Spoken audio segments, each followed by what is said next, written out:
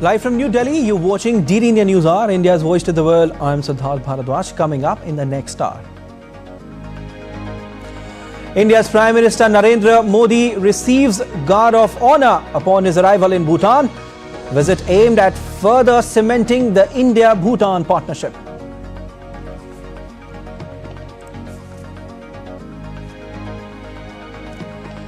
India launches Operation Indravati to evacuate its nationals from violence hit Haiti.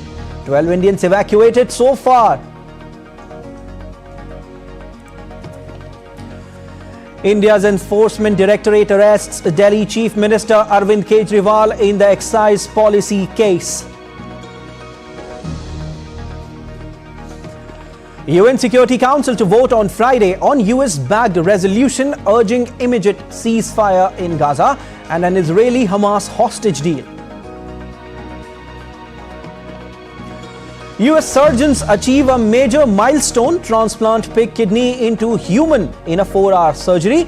Pig was genetically edited to remove genes harmful to human recipient.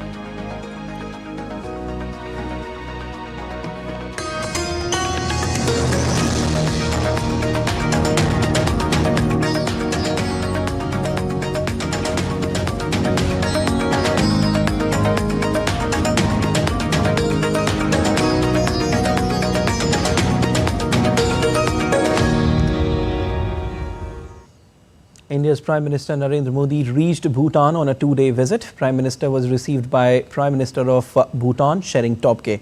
After his arrival at Bhutan's Paro International Airport, India's Prime Minister Narendra Modi received Guard of Honor.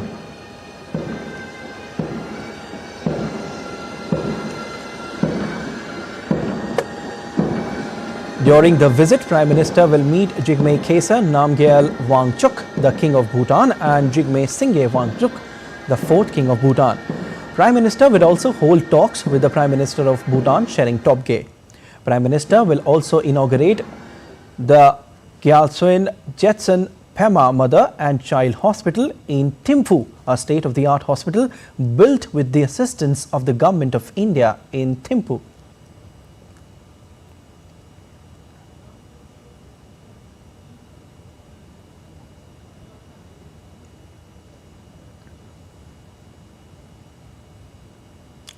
Well, Bhutan Prime Minister Shering Tobgay in a social media post said, and I quote, Bhutan में आपका स्वागत है. Welcome to Bhutan, मेरे बड़े भाई, my elder brother, Narendra Modi ji, referring to the Indian Prime Minister.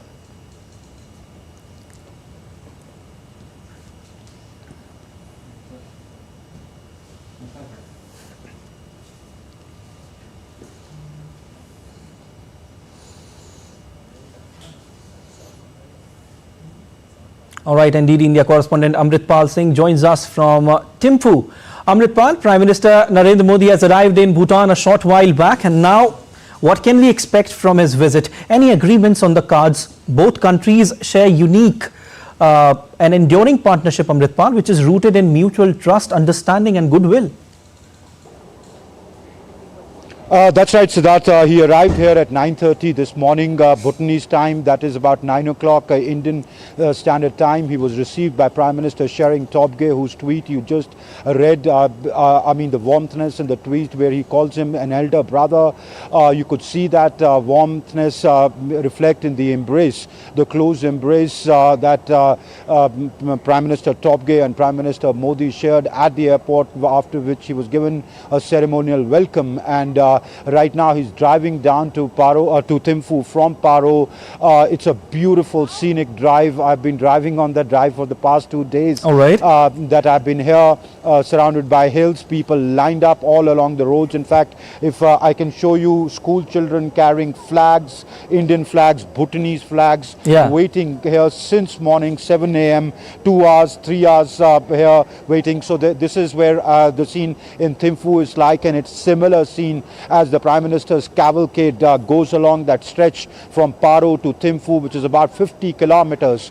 It's virtually a road show, even if they're not calling one. But, the Prime Minister driving past people waving at him, trying to catch a glimpse of the Prime Minister, billboards of Prime Minister Modi and the King of Bhutan, Jigme Namgyal Wangchuk, all over Bhutan, especially from the stretch from Paro to Thimphu, and also in Thimphu where the meetings will take place. Now the Prime Minister arrives here in Thimphu in about half hour. He will be hosting meetings here. If I can ask my camera person to show you this, he'll be meeting with Prime Minister Topge. The two sides are expected to hold about an hour-long talks. The delegations from both sides would be part of those talks. Yes, you're right. There are a few agreements that are expected to be signed. Essentially in the field of developmental cooperation between the two countries. I don't want to preempt the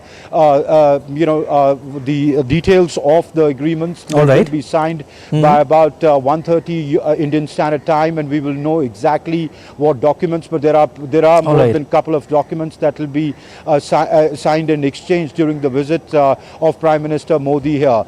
Then the Prime Minister goes to the King's Palace called Zong, where he shall meet the King of Bhutan.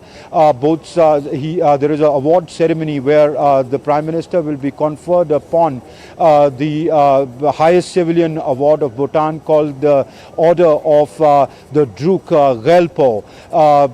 It's a rare honor that's extended to foreign nationals. It was announced by the Royal Bhutanese government in 2021. The Prime Minister shall be receiving that today. He has a working lunch, and later, he also calls on the King's father, who was the fourth king and is a former king, Jigme Singye Wangchuk. So that's what his program looks like today. And as you said, tomorrow in the morning, the Prime Minister inaugurates a hospital, a 150-bed state-of-the-art mother and child hospital, which has been built by Indian funding, Siddharth. Well, definitely, Amritpal, I can see little children behind you. They are pretty much excited, holding the Indian and Bhutanese flag. What are their thoughts? How excited are they? Oh, I was talking to them. They are very excited. Many of them just want to catch a glimpse of Prime Minister Modi. Many of them are little children. They haven't seen Prime Minister Modi before, but they say that who is this man? There's a lot of excitement and curiosity about who's this man who's on the billboards all over their city. They know he's the Prime Minister of India. Some of them say they remember seeing him when he came here last in 2019. They have very good feelings about India, saying that India is their closest neighbor and a partner. Many of their school programs, curricula has India woven into it. Many IT education modules are run by India. Some schools are built by India. They know that electricity that comes to their homes, electricity generation, India has set up hydroelectric power plants. I'm talking about school children. They know all that. Of course, indeed, Amritpal. Indeed. They say the people-to-people contacts between the two sides are very, very thick. Indeed. Indeed, I can see on the screen, Amritpal, the children are pretty much excited, like you said, they're just waiting to see a glimpse of Indian Prime Minister Narendra Modi. Now, Amritpal, PM Modi's visit is in keeping with the tradition of regular high-level exchanges between India and Bhutan and the government's emphasis on its neighborhood first policy. Tell us about this policy a bit and how this policy is proving a pivotal factor in making India's relationship stronger with neighboring countries.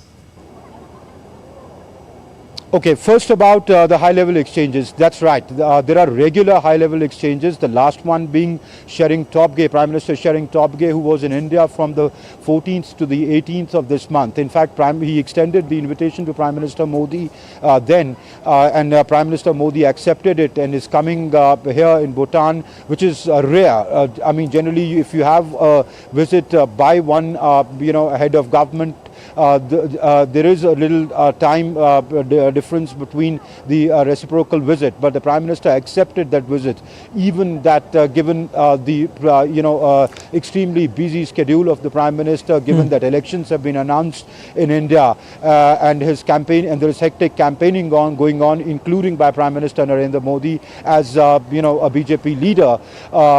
So now clearly when you see Prime Minister come here, it is indeed a part of the regular high-level exchanges. Before that, King Jigme Wangchuk, Khaisar Namgyal Wangchuk had visited India in December last year, where he not only visited Delhi but also went to Guwahati. Prime Minister Modi has been here thrice. He came, in fact, it was the first port of call in 2014 when he became Prime Minister for the first time during his first term. So this was his first foreign port of call. In fact, the Bhutanese Prime Minister's first foreign port of call when he became Prime Minister again this year in January this year was India. So it speaks about the regular exchanges between the two sides. The Prime Minister had also visited Bhutan in 2019 when he assumed second term. So it is, these are regular visits, high-level exchanges, and the Foreign Secretary, External Affairs Minister, they have indeed carried out visits, bilateral visits from both sides. Now on the neighborhood first policy, it was a policy which is the focus, cornerstone of the Modi government's foreign policy, which they spelled out in 2014 when they came to power for the first time, and have continued in 2019. Bhutan figures prominently in that. If you look at the close cooperation between the two sides bilaterally, I mean in cutting across sectors, power generation, pharmaceuticals, education, health, this hospital that he's going to inaugurate, military exchanges. There are Bhutanese military which is regularly trained in Indian military institutions right up to the highest level, like the National Defence College, and even at the entry point of the National Defence Academy and the Indian Military Academy. It is a wide-ranging relationship. Also, if you look at it, not just bilaterally, but India looks at Bhutan as a gateway to to the east. It is an integral part of India's Act East policy, because the connectivity that India is trying to build through Bangladesh, Bhutan to further Southeast Asia. Bhutan figures prominently. There are BRO, the Border Roads Organization, has built roads here. There are talks of rail connectivity, at least from 2 points, one through Assam, the other through West Bengal with Bhutan. So it clearly, Bhutan figures very, very prominently in India's neighborhood first policy. Siddharth. Well, definitely we'll keep taking updates from you, Amritpal Singh, as Indian Prime Minister Narendra Modi is in Bhutan right now. But right now, thanks for your analysis and thanks for joining in. And after landing in Paro Airport in Bhutan, Prime Minister will go to Thimphu. People in Bhutan lined up on the roads to catch a glimpse of India's Prime Minister Narendra Modi. School children were excited to have a glimpse of PM Modi. As Prime Minister Modi landed here in Bhutan this Friday morning at about 9:30 a.m., the Prime Minister was received by the Prime Minister of Bhutan, Shering Tobgay, who just concluded a 5-day visit to India. The Prime Minister from Paro to Thimphu traveled by road, which is about 50 kilometers of distance, and you can see little children, people, the commoners, common Bhutanese, carrying Indian flags, Bhutanese flags in their hands, lined up to receive Prime Minister and catch a glimpse of Prime Minister Modi. Given the fact that the Indian Prime Minister is hugely popular here amongst the Bhutanese, this 2-day state visit of Prime Minister Modi is expected to entail a lot of discussions on the bilateral relations and taking them to the next level. With cameraman Praveen Johar, this is Amritpal Singh for DD India in Thimphu. And now committed to the security and well-being of Indians living abroad, India begins Operation Indravati to evacuate its nationals from violence-affected Haiti. So far, 12 Indians have been evacuated from Haiti to the Dominican Republic. Taking to his official Twitter handle, External Affairs Minister S. Jaishankar said, India begins Operation Indravati to evacuate its nationals from Haiti to the Dominican Republic. 12 Indians evacuated. fully committed to the security and well-being of our nationals abroad, thanked the government of the Dominican Republic for their support. Amid violence and looting in the Caribbean nation, earlier a control room and an emergency helpline number were opened to evacuate distressed Indian nationals from Haiti. Haiti has been under a state of emergency after some armed groups attacked the country's largest prison earlier this month, killing and injuring police and prison staff and enabling some 3,500 inmates to escape. The ongoing chaos has forced tens of thousands to flee their homes, adding to more than 300,000 already displaced by gang violence. And latest on Haiti violence, another gang leader shot dead in an apparent resurgence of vigilante justice movement. Attacks flared in Haiti's capital Port-au-Prince on Thursday as political groups appear to get nearer to finalizing a transition council set to take over from an absent government. And still to come on DD India News Hour. EU leaders call for immediate humanitarian pause in Gaza.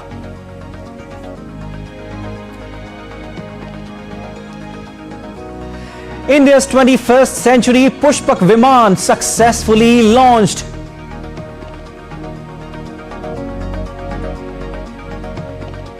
Visitors welcome spring equinox. We give you more details about this astronomical event. Stay tuned.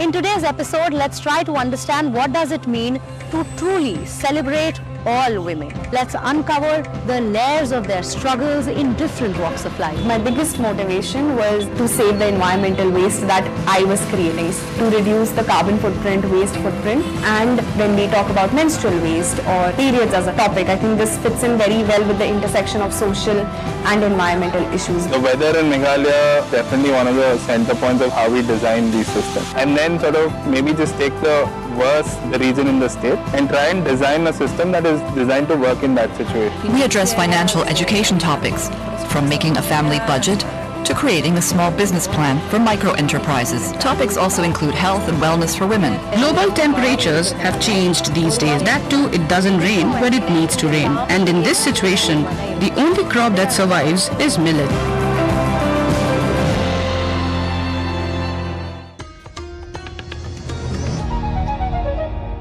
You're watching DD India News Hour. I'm Siddharth Bharadwaj.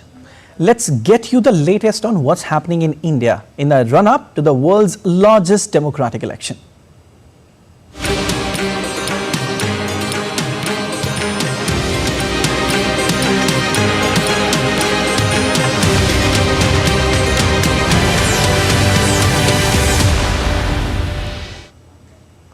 Holding elections in a country as vast and diverse as India is a Herculean task. Here's a report that takes you through the challenges and the arrangements deployed to conduct polling in India in a seamless manner.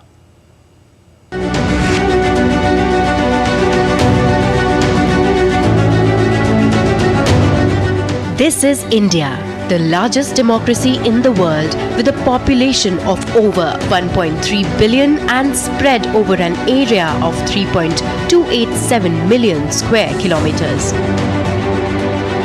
But to keep the democracy up and running, a nation needs to have an elaborate democratic process or an election system. And to conduct election that has all the elements of freedom and fairness, an elaborate and institutionalized security mechanism is imperative. When it comes to security, comprehensive set of measures are taken by the Election Commission of India, the apex electoral authority, to make sure the electoral process is smooth and safe. The world's largest electoral exercise this time in India will witness deployment of 340,000 personnel from the various central armed police forces to ensure free and fair polling across the nation. The Election Commission has asked India's Ministry of Home Affairs to provide 3,400 companies of CAPFs or Central Armed Police Forces for deployment in a phased manner. About 340,000 paramilitary personnel will be deployed during the upcoming general elections and assembly polls in the Indian states of Arunachal Pradesh, Andhra Pradesh, Odisha and Sikkim. Prior to this, 2019, general elections in India saw one of the largest deployment of paramilitary and security personnel. In a letter, the Home Ministry has urged the chairman of Railway Board to make available adequate rolling stocks to ensure movement of forces to perform election duties. Measures by the ECI revolve around ensuring safety of polling stations, election officials and safety of voters from potential threats such as violence, intimidation or sabotage. Deploying law enforcement personnel and paramilitary forces to maintain law and order during the electoral process. Conducting risk assessments and implementing security measures in sensitive or conflict-prone areas. Electoral fraud prevention, such as preventing voter frauds like impersonation, multiple voting, bogus voting. Monitoring the distribution and storage of EVMs and voter lists to prevent tampering. The ECI is also responsible for implementing measures such as voter identification, indelible ink, and strict verification procedures to ensure the integrity of the voting process. Risk assessment is also a major step in the pre-election journey for the Election Commission of India. Cybersecurity is also kept in check to prevent misleading or threatening content. The ECI collaborates with cybersecurity agencies and experts to ward off any hacking attempts and enhance the resilience of election infrastructure. So how does the ECI manage various security challenges during elections in India? During general elections in India, the ECI adopts a multi-layered approach that combines preventive measures, law enforcement efforts, technology-enabled solutions, and stakeholder engagement to safeguard the integrity and credibility of the electoral process. Antara Sinha for DD India. The Congress released the third list of 57 candidates for the upcoming Lok Sabha elections, and in the third list, the Congress has declared candidates for seats in Arunachal Pradesh, Gujarat, Karnataka, Maharashtra, Rajasthan, Telangana, West Bengal and Puducherry. In total, Congress party has declared names of 138 candidates so far. Meanwhile, the Congress's Central Election Committee to meet on Friday to finalize Lok Sabha poll candidates for Uttar Pradesh, Madhya Pradesh and the Union Territory of Jammu and Kashmir. The BJP on Thursday released its third list of candidates for India's lower house of parliament polls, scheduled to begin from April 19, 2024. The party, which plans to contest 20 of the 39 seats in Tamil Nadu, has named 9 candidates for the southern state. The party has fielded its Tamil Nadu State Unit Chief K. Annamalai from Coimbatore and former Telangana Governor Tamilisai Soundararajan from Chennai South seat. K. Annamalai will contest from Coimbatore, while L. Murugan will contest the polls from Nilgiris. Nanar Nagendran has been fielded from Thoothukudi.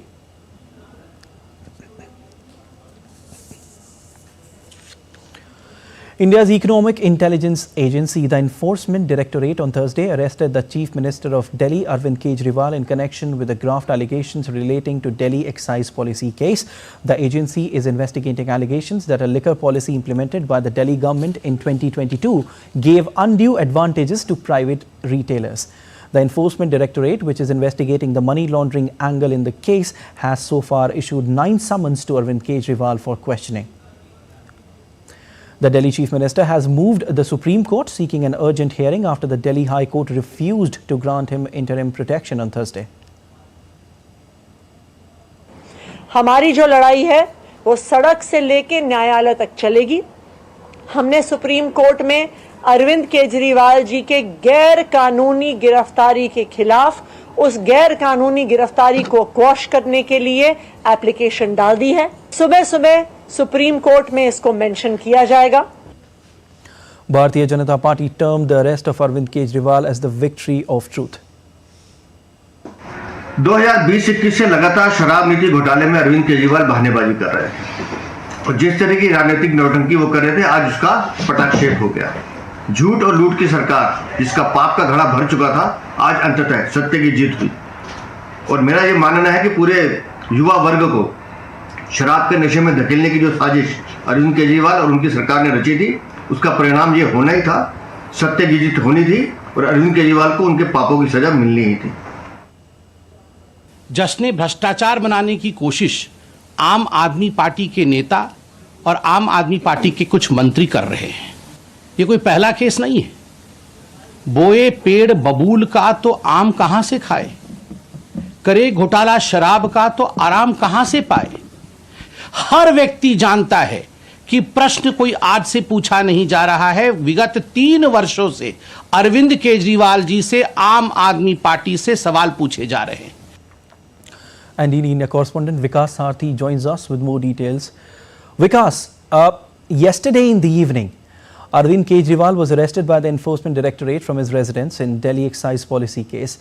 Tell us in detail what happened yesterday and what next for the Aam Aadmi Party chief. He skipped 9 summons by the Enforcement Directorate, terming them as illegal and politically motivated. So he was asked by the Enforcement Directorate for at least 9 times that he should join the ongoing investigation in the excise policy scam. But he skipped all those summons, and later we saw that ED first approached the Rouse Avenue Court, a special designated court, where it said that Chief Minister is not cooperating with the investigation. Okay. And that court sought reply from Kejriwal and asked him to appear on 16th of March because he said in that court that he was busy with the ongoing budget session of the Delhi Assembly, and because of that reason he could not participate in the investigation or in the court proceedings. Later he approached the Sessions Court of the Rouse Avenue Court, where he challenged those summons. That court also denied him any kind of relief. Later he approached Delhi High Court a day before yesterday.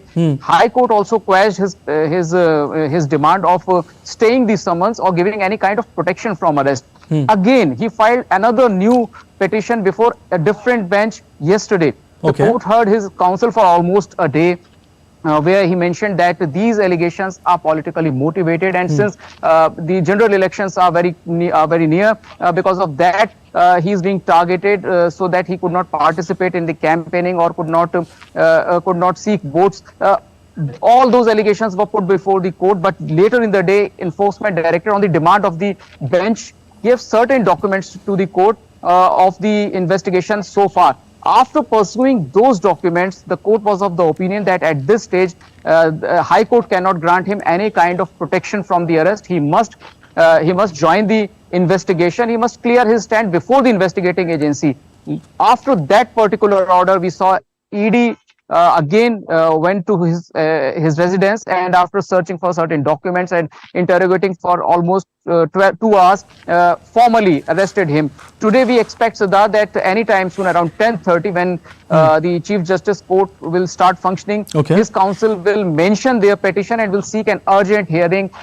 We also expect that when he will be produced before the trial court, since he is in custody of investigating agency, and as per the law, he must be produced before a competent court, where the investigating agency again seek his custody for interrogation.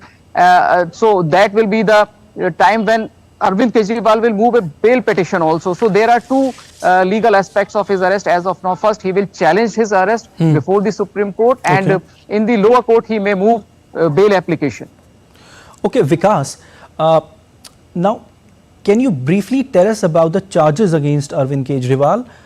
2 AAP leaders, Manish Sisodia and Sanjay Singh, are already behind the bars, and also BRS leader K. Kavita, who perhaps is in the ED custody. Right, so the whole charge or allegation against the Aam Aadmi government is that they tweaked the existing excise policy in favor of certain liquor companies, large liquor companies. In fact, it was pointed out that liquor policy was framed in such a manner that small traders could not participate in, and certain companies, particularly from southern states, were part of this conspiracy. they receive much huge profits due to the tweaked excise policy. Earlier, the policy was that the company got the 5% to 7% profits in the sale. Later, it was increased up to 12%. So the allegation is that this 7% margin, which was increased in the profit of private companies, Aam Aadmi Party received kickbacks. Those money, that money was used in Goa assembly election. That was the allegation of enforcement directorate, and some of the money trail has been traced also. ED claims that and if I'm not wrong, Vikas, then that money was about 45 crores.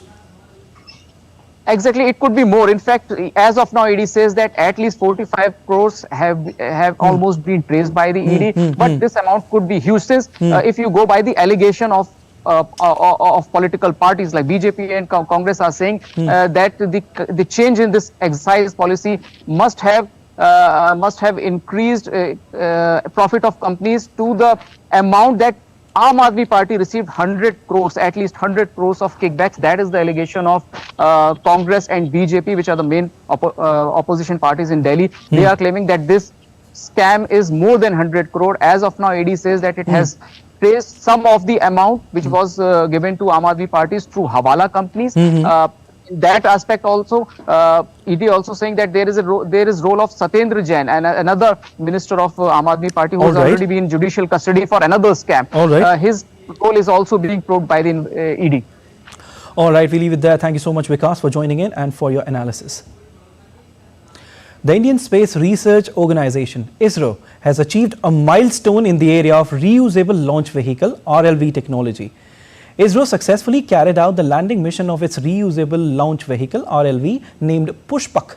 The winged vehicle called Pushpak was lifted by an Indian Air Force Chinook helicopter and was released from 4.5 kilometer altitude. It was released from 4.5 kilometer altitude. After released at a distance of 4 kilometers from runway, the Pushpak autonomously approached the runway along with cross-range corrections. It landed precisely on the runway. The mission successfully simulated the approach and high-speed landing conditions of RLV returning from space.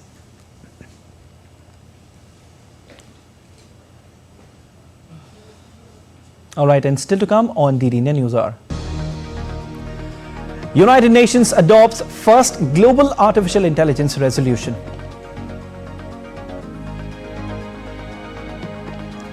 US lawmakers are set to vote on a $1.2 trillion spending package.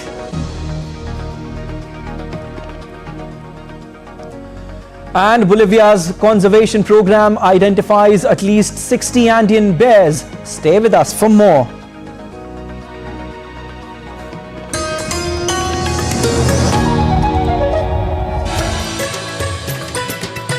You said that Indian ethos and conceptualization of society, nation, state, governance, all these fundamental concepts of public life, you said that they are distinct and they are quite different and drawn from our traditions. Our rise should be not just a photocopy of a Western or European nation, but India should rise as its own with its own real identity, which we call it Bharat.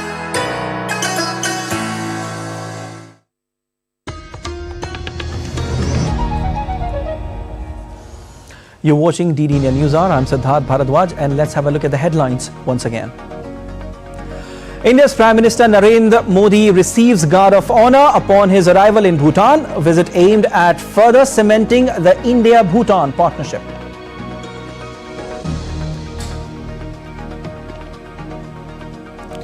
India launches Operation Indravati to evacuate its nationals from violence-hit Haiti. 12 Indians evacuated so far. India's Enforcement Directorate arrests Delhi Chief Minister Arvind Kejriwal in the excise policy case. UN Security Council to vote on Friday on US-backed resolution urging immediate ceasefire in Gaza and an Israeli-Hamas hostage deal. US surgeons achieve a major milestone, transplant pig kidney into human in a 4-hour surgery. Pig was genetically edited to remove genes harmful to human recipient.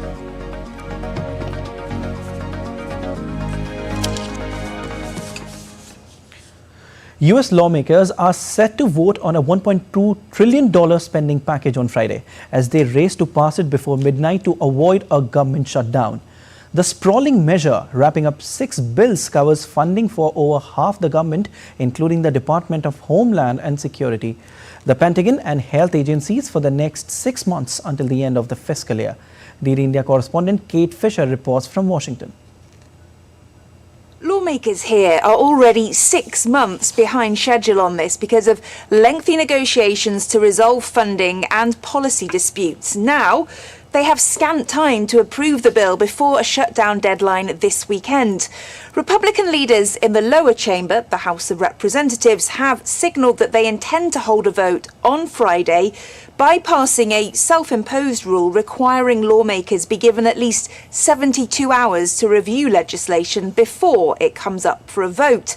There could be additional hurdles in the Senate, that's the upper chamber, where any one lawmaker's objection could prolong debate and delay a final vote. But as long as lawmakers act before Monday, the effects of a shutdown could be minimal, since many federal workers at unfunded agencies would be off for the weekend anyway.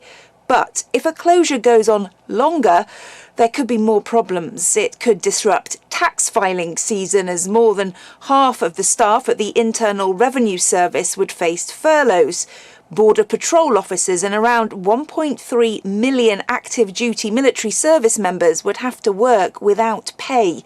A previous shutdown sparked national travel delays after many Transportation Security Administration screeners called in sick as a protest. Even if a shutdown is avoided, credit ratings agencies have warned that Congress's repeated brinkmanship could hurt the US government's creditworthiness in the long run. In Washington, Kate Fisher reporting for DD India. The United Nations General Assembly on Thursday unanimously adopted the first global resolution on artificial intelligence that encourages countries to safeguard human rights, protect personal data, and monitor AI for risks. The non-binding resolution, proposed by the United States and co-sponsored by China and over 120 other nations, also advocates the strengthening of privacy policies. The resolution is the latest in a series of initiatives, few of which carry teeth by governments around the world to shape AI's development, amid fears it could be used to disrupt democratic processes, turbocharge fraud, or lead to dramatic job losses, among other harms. All 193 members of the United Nations General Assembly have spoken in one voice and together chosen to govern artificial intelligence rather than let it govern us. The groundbreaking resolution adopted today cements global consensus for safe, secure, trustworthy AI systems that both advance sustainable development and respect fundamental freedoms. The United States will submit a draft resolution urging an immediate ceasefire linked to the release of the hostages held by Hamas. Nate Evans, spokesperson for the U.S. mission to the United Nations, said on Thursday that the resolution resulted from many rounds of consultations with members of the 15-seat Security Council. Well, to pass in the Security Council, a resolution needs at least 9 votes in favor and no veto by the U.S., France, Britain, Russia or China. The resolution marks a further toughening of Washington's stance towards Israel. Earlier in the 5-month-long conflict, the US was averse to the word ceasefire and vetoed measures that included calls for an immediate ceasefire. The French ambassador to the United Nations on Thursday urged the Security Council to get a ceasefire in Gaza before the end of the week. The French diplomat said the ceasefire needs to be in place for Ramadan, noting the second week of the Muslim fasting festivity is close to ending. We need a ceasefire for Ramadan, and we are basically almost at the end of the second week of Ramadan. France, of course, wants this ceasefire. We want all the hostages to be released. No need to repeat to you that we have been condemning again and again the attack by Hamas on October 7. but now it's time to save lives. US Secretary of State Antony Blinken is due to meet Israeli leaders on Friday to discuss ongoing efforts to come to a ceasefire agreement for the release of hostages, as well as longer-term post-conflict planning. Earlier in the week, he met regional leaders in Saudi Arabia and Egypt. Caroline Malone reports from Washington. The US Secretary of State Antony Blinken says the gap is narrowing between Israel and Hamas on reaching an agreement that could at the very least see a ceasefire and hostages released. But part of the sticking points remain on the timeline. Hamas wants a complete end to the Israeli assault on Gaza in exchange for hostages. Israel wants only a temporary truce. It's always said that it aims to completely wipe out Hamas. Well, senior negotiators, including those from the US, Egypt and Qatar, are meeting in Doha on Friday to push forward for an agreement, and also to discuss a post-conflict plan for Gaza, which Arab leaders have said must include a Palestinian state. But according to the Egyptian Foreign Minister Sameh Shoukry, there is still difficult work that needs to be done. Well, the US has expressed a concern about the humanitarian situation for people living in Gaza, and Blinken has said that children should not be dying of malnutrition, and that Israel needs to do more to speed aid into the embattled territory. And that is really reflecting an increasingly heard world view, and also one heard in Washington and the wider US. Fewer people here now, only about a third, think that Israel's response is appropriate. That's way down from a few months ago when Israel had widespread support in the US in its campaign against Hamas in response to the October attack. Well, the US has put forward a resolution at the United Nations Security Council calling for a ceasefire and for the release of hostages. And that's due to be discussed and voted on Friday morning at the UN headquarters. Caroline Malone in Washington for DD India. World Central Kitchen on Thursday released photographs showing the food aid charity's Palestinian staff preparing meals for residents in war-ravaged Gaza. World Central Kitchen partnered with Spanish charity Open Arms to deliver up to 200 tons of food aid to Gaza via a vessel that departed Cyprus on March 12 and are determined to keep up deliveries using mostly funding from the United Arab Emirates. Founder Jose Andres claimed via a social media post that the Food Aid Organization had already reached 40 million meals in Gaza with 67 kitchens and 3,000 Palestinian team members. He added that they are sending food to the north.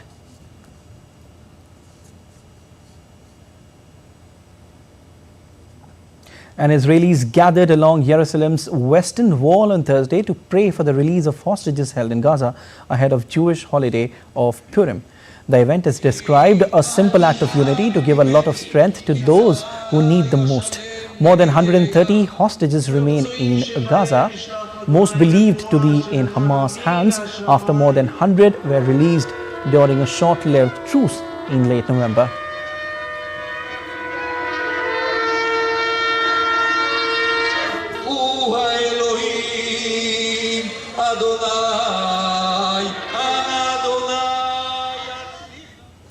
European Union leaders called on Thursday for an immediate humanitarian pause in Gaza that would lead to a ceasefire. Strong and unified statement of EU leaders on the Middle East at #UCO tonight. Charles Michel, the president of the council, posted on social media platform X. The EU calls for an immediate humanitarian pause leading to a sustainable ceasefire.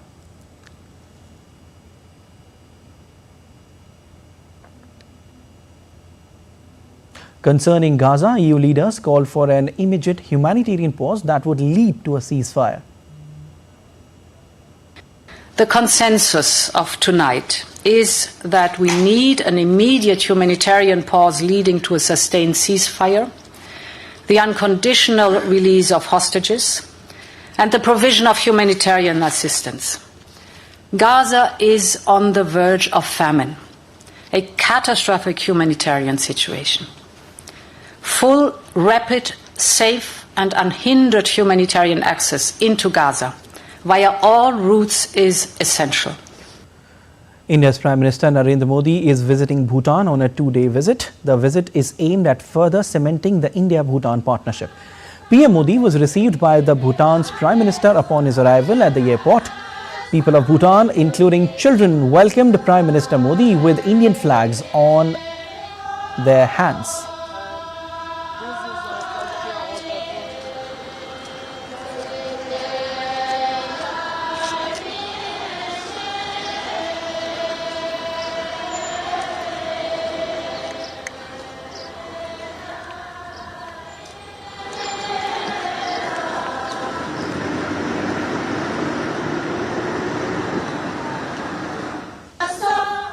The International Monetary Fund announced an agreement with Sri Lanka regarding the country's second review of its economic reform program. The program, bolstered by a 4-year extended fund facility arrangement, garnered approval from IMF Executive Board in March 2023, securing a substantial sum of approximately $3 billion. Pending approval from IMF Management and Executive Board, this agreement hinges on successful implementation of prior actions and progress in Financing Assurances Review. If ratified, Sri Lanka stands to gain access to approximately $337 million, supplementing the existing financial support of $1 billion under the arrangement.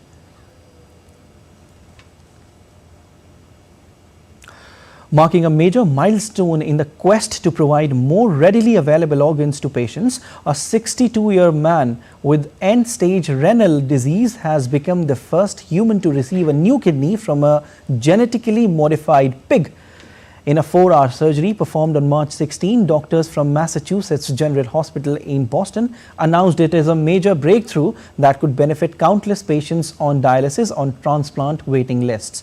As per the hospital, the patient is recovering well and expected to be discharged soon. The kidney was provided by eGenesis of Cambridge, Massachusetts, from a pig that had been genetically edited to remove genes that could be harmful to a human recipient and add certain human genes to improve compatibility. The company also inactivated certain viruses inherent to pigs that have the potential to infect humans. All right, let's take a look at other stories making news around the world. On a starry night, just 3 meters under the surface of the sea off the coast of Thailand, scuba divers watched as billions of pink specks rise from the ocean floor. Thai scientists working to restore the country's coral reefs, which are eroding due to rising seawater temperatures brought on by the climate change.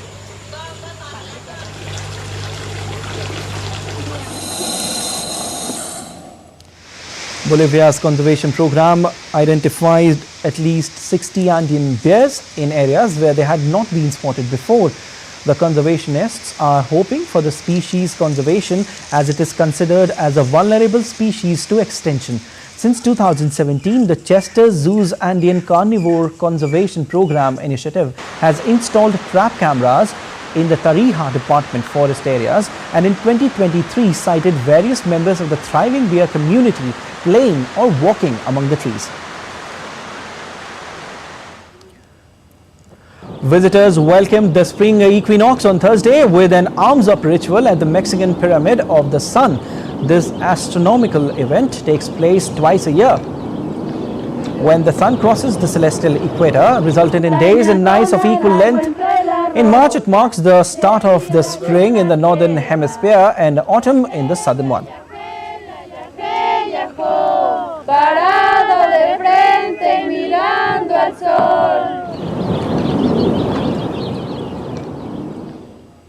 And still to come on DD India News Hour. Dow, S&P 500 and NASDAQ end at records, extending rally. Afghanistan manages to hold India for a 0-0 draw in Group A fixture of the 2026 FIFA World Cup qualifiers. Now, good news for all chocolate lovers.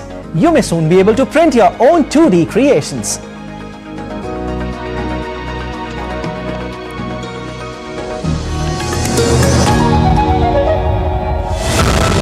How does the world's largest democracy hold the world's biggest election?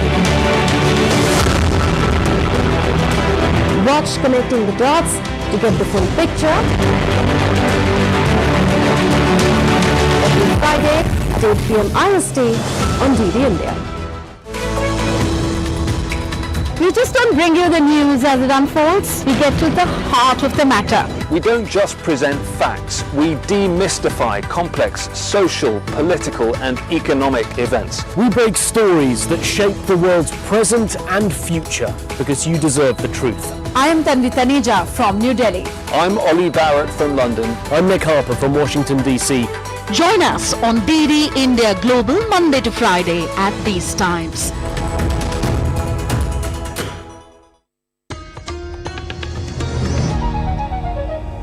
You're watching DD India News Hour. I'm Siddharth Bharadwaj. On to business now. Wall Street's three major stock indexes on Thursday registered record closing highs for the second day in a row after Federal Reserve reassured investors about the prospects for rate cuts this year, while chip stocks rallied after Micron Technology's upbeat forecast. The Dow Jones Industrial Average climbed 0.7%, while the S&P 500 gained 0.2% and the Nasdaq advanced 0.3%. The three major indexes hit fresh intraday record highs and the Dow neared its 40,000 level milestone.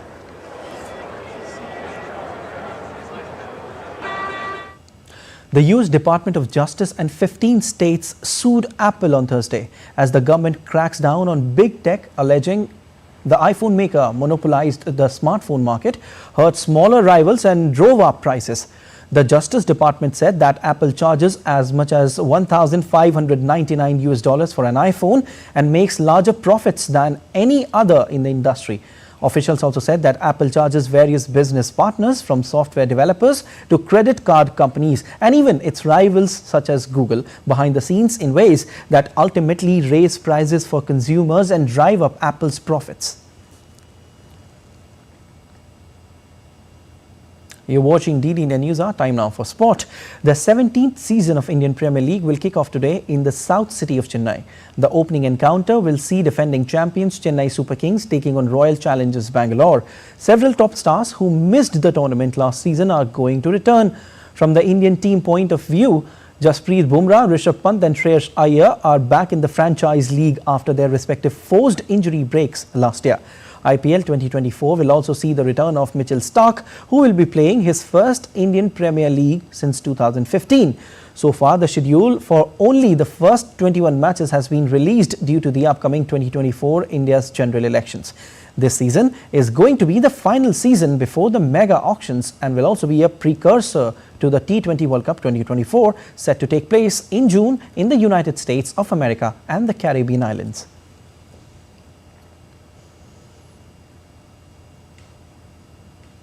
Indian Olympic Association on Thursday announced ace table tennis player Sharat Kamal as the Indian team's flag bearer for the upcoming Paris 2024 Olympics, while Olympic bronze medalist MC Mary Kom has been named as the chef de mission for the Summer Games.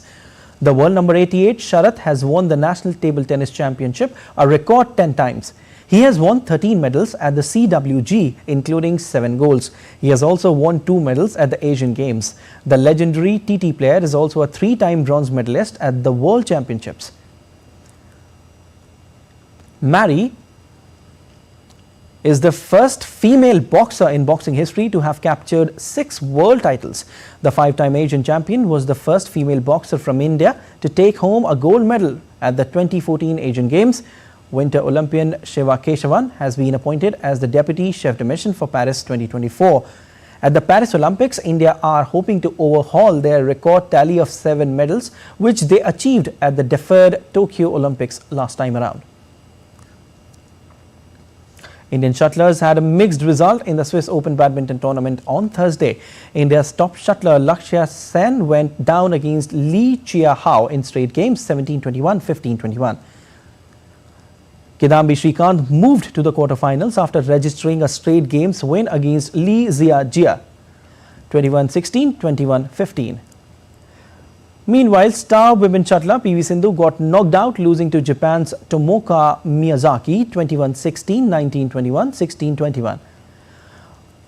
World number 20 women's doubles pair of Tanisha Crasto and Ashwini Punappa lost to Japan's Rui Hirokami and Yuna Kato 17-21, 16-21.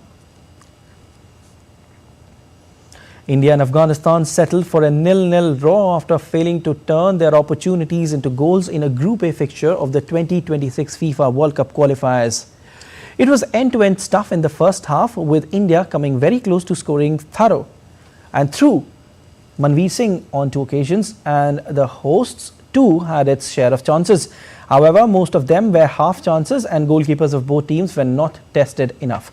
The result took India, still seeking their first win of the year, to 4 points and in second place in the 4-team group after leaders Qatar beat Kuwait 3-0 on Thursday. India and Afghanistan play the return fixture in Guwahati on Tuesday. And Wales will face Poland for a place at Euro 2024 after beating Finland convincingly in their playoff semi-final in Cardiff. David Brooks gave the home side the perfect starts as volleyed in on the rebound after Harry Wilson's shot was saved in the 3rd minute. Finland controlled large spells of the first half, and although Neco Williams doubled Wales's lead in a beautiful curling free kick, the visitors kept themselves in contention as Teemu Pukki finished calmly shortly before the break. Wales can now in fact turn their attention to Tuesday's playoff final against Poland, played over one leg at Cardiff City Stadium, for the chance to qualify for a 3rd successive European Championship. To bring in Easter, chocolate industries coming up with new ideas to woo buyers. Manufacturers are making 2D printing personalized logos, messages and even pictures on some of the sweet treats. To craft the 2D messages, the chocolatiers print food color on squares or round plaques of white chocolate.